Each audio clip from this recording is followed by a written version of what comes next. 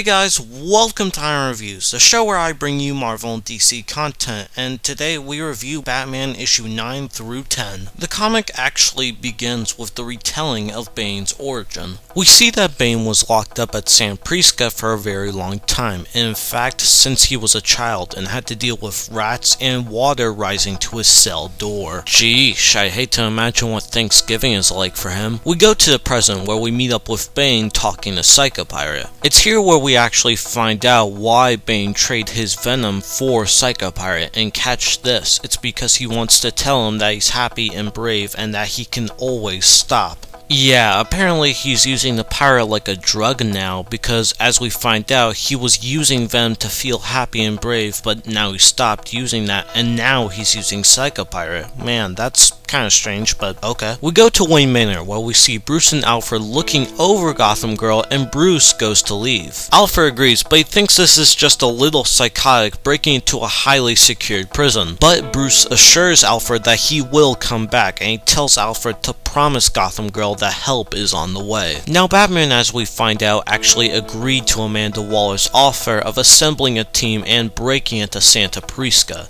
But where's Batman going to find a perfect team? Well, Arkham Asylum, of course, and he's going to need specific people for this team, and to help him with choosing this team is Commissioner Gordon and Jeremiah Arkham. First on the list is the Ventriloquist, a villain who controls Scarface, a talking doll that kills people. Now with this guy, you could say it was really easy to convince him. First off, Batman tells him that he'll be transported to a luxury facility where he can see sun again, and at first Ventriloquist is very cautious about this, but when Batman says, hey, Scarface isn't here anymore, and you know what, he doesn't control your life, and after that, well, he's pretty much convinced. Actually, as they're talking about what members will be on Batman's team, if you look closely, the writer actually puts in an Easter egg of Sound Girl in Arkham Asylum, and the last time we saw her was DC Rebirth, so good job with that little Easter egg, Tom King. Now back to the comic. The next member on the team is the Bronze Tiger, an old member of the Suicide Squad before the New 52, and actually sometimes a hero, I think. I don't exactly know much about this guy. They actually have a nice little bonding moment as they fight, saying, hey, it's been too long, and apparently he knows his secret identity, so that's cool, but aside from that, Bronze Tiger tells Batman he's in. Now the next members on the list is Jules, another villain who's actually been in a catatonic state for 2 years because she doesn't know where her partner is. Batman actually calls in Gordon to talk about flushing her partner out, and he punches Gordon in the face, revealing Punch in disguise as Gordon. And as we find out, Punchy was actually stuck in Zabriskie for 2 years and broke out, so what perfect time to go back. And with his partner Jewel finally out of her catatonic state because of Punchy, so there's 2 more members on the team.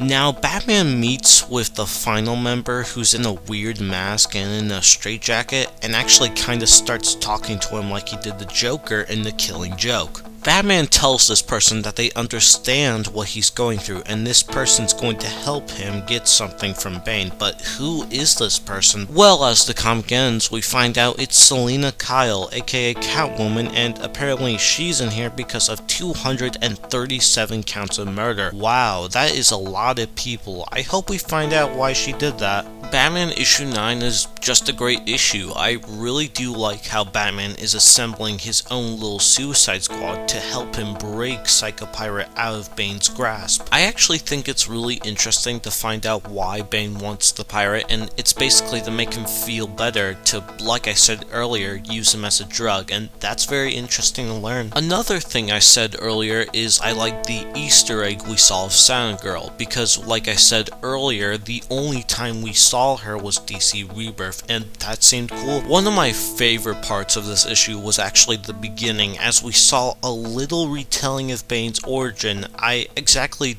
don't know much of Bane's origin, but just those small bits we saw just refreshed me, and I think it was really cool, and I think this might help some new readers that might not know Bane much. I'm very curious to find out why Catwoman killed all those people. I mean, was it some sort of mind control? Did she just have enough? I mean, that's very interesting to learn, but I really do hope we get an answer in the next issue, or maybe, if not, maybe the next arc. All in all, this was a great issue with great art that fitted the tone of the book, and a great and interesting start for this new arc. Overall, I think I would give this a 9 out of 10. Great stuff. I highly recommend this. Alright, let's get to reviewing Batman issue 10, shall we? So, the comic begins with Batman flying to Santa Prisca to get Psycho Pirate, but before he can get there, he has to go through most of Santa Prisca's security, and so a bunch of planes shoot down the Batplane, conveniently crashing the Batplane onto land. Batman seems to be alright because, hey, he's Batman, and he breaks out of the crashed airplane, and he seems to be on land. Unfortunately, he's greeted by the most nicest people, as Batman is attacked by literally an army of Bane's goons. Batman starts to fight the goons and gets an upper hand on them, but the goons keep coming, and soon he gets overpowered and gets taken as a prisoner. During this part and most of the comic, Batman repeats to give up Psycho Pirate and turn him over, and he goes away, but refuses to give him over, and well, Batman assures Bane he'll break his back.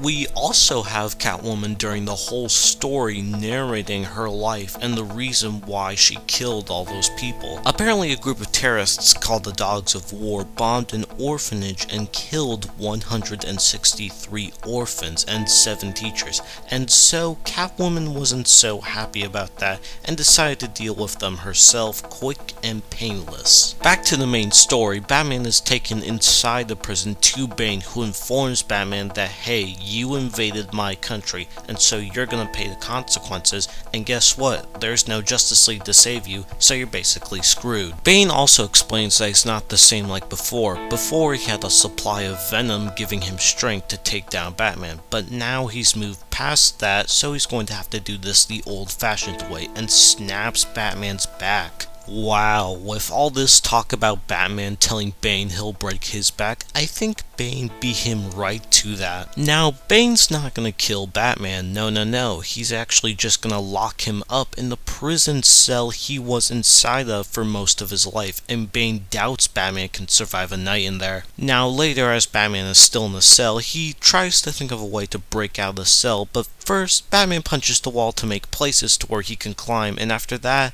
well, it hurts a lot, but he fixes his back and easily escapes. I'm just a little surprised by that, but hey, he's Batman, he's not the impossible, so can't argue with that. Now, the comic ends with Batman meeting up with Catwoman and the ventriloquist, telling them that the plan is coming into play, and Catwoman asks what they're going to do, and Batman tells them that, well, it's obvious, they're going to break Bane's damn back. Batman issue 10 was a very interesting issue. Like I said earlier, the issue was mostly just Catwoman's narration and Batman getting into the prison and breaking back out to meet with his team. I actually did enjoy Catwoman's narration, as not only did we find out why she killed those people, but we find out some of her past life when she was an orphan and when she moved to a lot of foster homes, and that was pretty interesting to learn, I gotta say. And Batman just pushing through with all this strength. I really do like his determination to get something done, and we see some of that in this issue as he's focused on getting Psycho Pirate and saving Gotham Girl. Now, all in all, this was a great issue with great art and a great and interesting story that makes me wanting more. I think I would give this a 9 out of 10 and highly recommend this book. Hey guys, thanks for watching, and make sure to like, comment, and subscribe for more Iron Reviews, and check out my Twitter at IronHulk018. My name's August, and until then.